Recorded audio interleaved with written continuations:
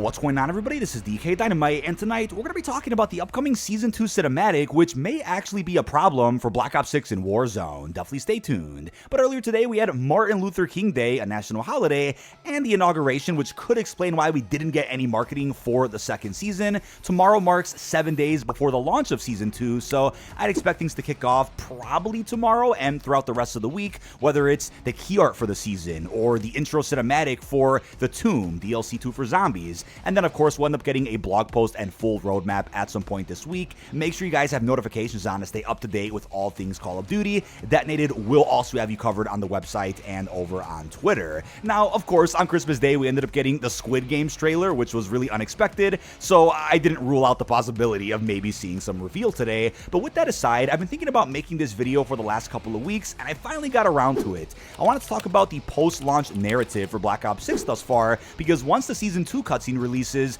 probably in the next week or whatnot, I do think there may be a problem that I haven't seen too many people talking about. Now, in my opinion, I think Black Ops Cold War absolutely set the bar for how to do a post-launch story, and honestly, no other Call of Duty has really topped Cold War as far as narrative does go. I'd agree with anybody out there who says that MW3 was the gold standard for how to do post-launch support in a live service Call of Duty. Totally agree with that, even though I believe Cold War also nailed it. I think as far as actual DLC goes, MW3 was it, but that game didn't have a post-launch story at all, really. And looking back at Black Ops Cold War, Season 1, for example, beautifully, and I mean beautifully, followed up on the campaign of the game, introduced a new villain, and tied in both the Pines and Rebirth Island in a single cutscene alone. Again, telling a story that was connected across multiplayer and Warzone. Now, that of course continued throughout all of the seasons of Black Ops Cold War, and the cool thing is, we also got outros for each individual season. And when I was over at Treyarch for the early Black Ops 6 event a few months back, I actually applauded Miles Leslie and the team for the amazing work that they did on the post-launch story of Cold War, in which I could tell they really appreciated it, and I really was hoping at the time Black Ops 6 would follow suit with a similar type of post-launch structure. Well, so far, we haven't gotten an outro for Season 1, and I really doubt that we're going to see one, and I'd say the intro for Season 2 is probably going to end up dropping a couple of days before January the 28th,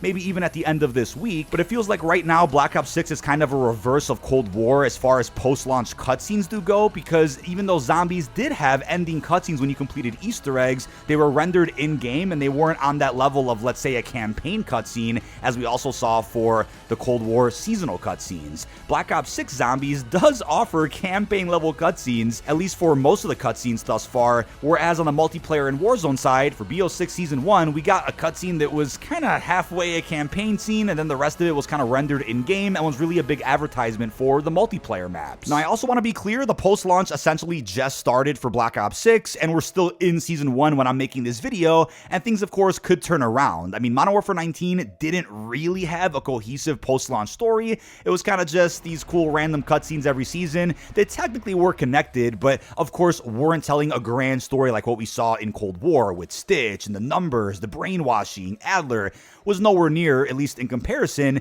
and Modern Warfare 2 did end up giving us a proper post-launch cutscene by the time Season 3 rolled around with Valeria and Alejandro. Sadly, that plot point never got followed up on in Modern Warfare 3 or at all throughout the MW2 post-launch. Seasons 4 and 5 also had interesting cutscenes, which of course introduced us to Vandal and then kind of set up what was going on with Graves and Shadow Company, which also did help set up MW3, and then Season 6 just focused more on the Haunting, which really wasn't connected to the MW story at all. But I will remind you that Seasons 1 and 2 of Modern Warfare 2 did heavily advertise the new main Battle Pass operator for those seasons and the Warzone maps that released in those seasons. So maybe by Season 2 or 3, Black Ops 6 turns things around and starts telling a serious post-launch story to really wrap up the Black Ops 6 lifecycle. We'll circle back later to what I think is going to happen next year, but maybe it is too soon to tell if Black Ops 6 is eventually going to tell a story on par with what we saw in Cold War. MW2 did have the raids featuring some serious cutscenes, but the narrative was kind of all over the place across Warzone, DMZ, and raids.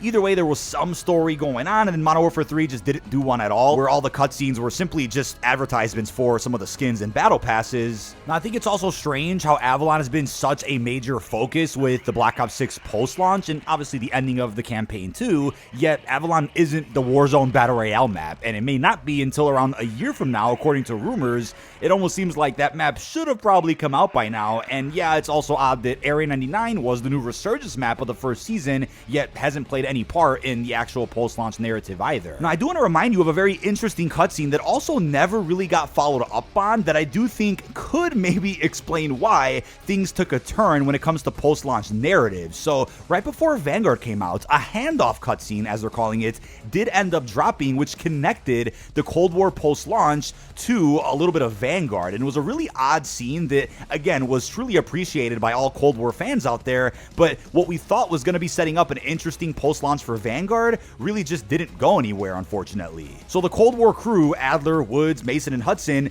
end up meeting the Butcher, where they learn more about Caldera and the Vanguard team, and it looks like Butcher's about to narrate some really interesting stories of what happened throughout his time in the war. I mean, this was obviously in the Pacific, but that never really got explained and seems to have been a part of some type of scrap narrative since once Season 3 rolled around for Vanguard. Things just took a really weird turn and just started becoming COD mobile as far as the narrative, the cutscenes go, the content on the roadmaps. Vanguard just stopped having a post-launch story after the second season, and I wonder if there was more planned to do with that handoff cinematic featuring a crossover with Black Ops and the Butcher. Probably would have gave the story more of a connection to the canon Call of Duty timeline, which is what we currently have in Black Ops. But I can't help but wonder if the underwhelming reception to Vanguard had anything to do with them not doing another proper post-launch season of cutscenes. Like I said, Modern Warfare 2 technically still did something with the raids and a little bit of Warzone. MW3 didn't at all, whereas Black Ops 6 kind of started to tell a story with the Season 1 cutscene, but then halfway through, it just cuts into an advertisement for the multiplayer maps, which I understand do take place in Avalon, where Savati Dumas is currently at with Marshall to take down the crime syndicate, but it would have been cool if there was more of a story being told. It's halfway there, and then it stops. So that's why I wonder if all future cinematics are going to be like this, or will it end up being a disappointing year as far as storyline goes,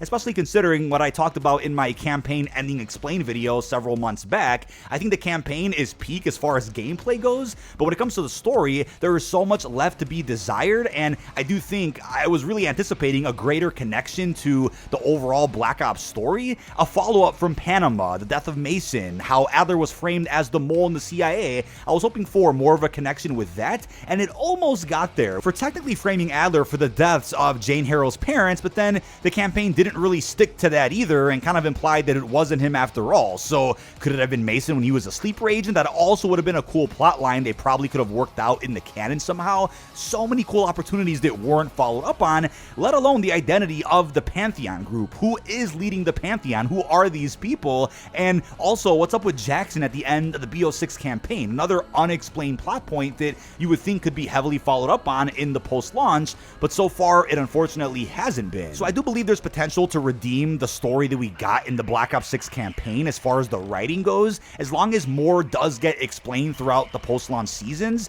I think everything could come together pretty well, similar to how Black Ops Cold War did it, and really tied everything that we saw in Cold War to the greater Black Ops story overall with the numbers program, Dragovich, and even the whereabouts of Woods, Hudson, and Mason before the past missions of Black Ops 2, which took place in the late 80s. I think another issue I have with narrative thus far is really seeing the post-launch heavily impact the following game's campaign, right? The Black Ops 6 campaign doesn't really talk or address the Cold War post-launch story, even though it's canon. I would have hoped for a proper follow-up where you get a big explanation about what happened to Stitch, or they explain what happened to the other sleeper agents that got activated across the globe after, Season 5 of Cold War. Or maybe we could really see the consequences of what Adler did while he was brainwashed, and that could be what they may have explored in the BO6 campaign, like he did end up hurting someone close to Harrow as she was an adult instead of a kid, or something that had some great consequences that set up an entirely new campaign for the Black Ops timeline. Now, something I've expressed on recent Bombshell podcasts is that I do really like the new characters that got introduced in the Black Ops 6 campaign. I just feel like there were almost too many new characters introduced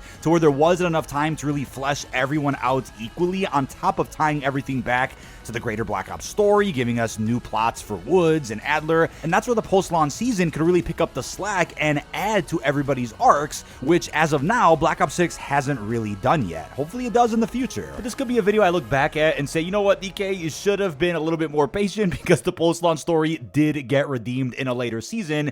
Like I mentioned earlier, I could be getting a bit ahead of myself here, but figured I would make this video before the reveal of Season 2. Now, my theory as to why Black Ops 6 doesn't really have a post-launch story thus far, or isn't doing cutscenes the same way that Cold War did, is because of the rumored Black Ops 2025 project. Treyarch is apparently working on the new Call of Duty that is going to release less than a year from now, and I'm sure development has been well underway for quite some time. There's lots of rumors right now about what could be included in the campaign, the multiplayer, and the zombies, but some of that could explain why Treyarch might not be able to go as hard on the post-launch story, because maybe they are doing the campaign for this next Black Ops and Raven isn't going to do it, or maybe for whatever reason things switched up this time and they just went full force with the zombie story, providing those campaign level cutscenes for the zombie mode. In that case, I don't really mind. I think zombies definitely deserve some proper cutscenes considering what happened at the end of Black Ops 4, and with the fact that Cold War had a lot of rendered in-game cutscenes after D Machine came out. So with another Black Ops game on the horizon, I guess that makes up for the lack of extra story with Seasons 1 through 6, although it disappoints me considering how high the bar was set with a post-launch story in a game like Cold War.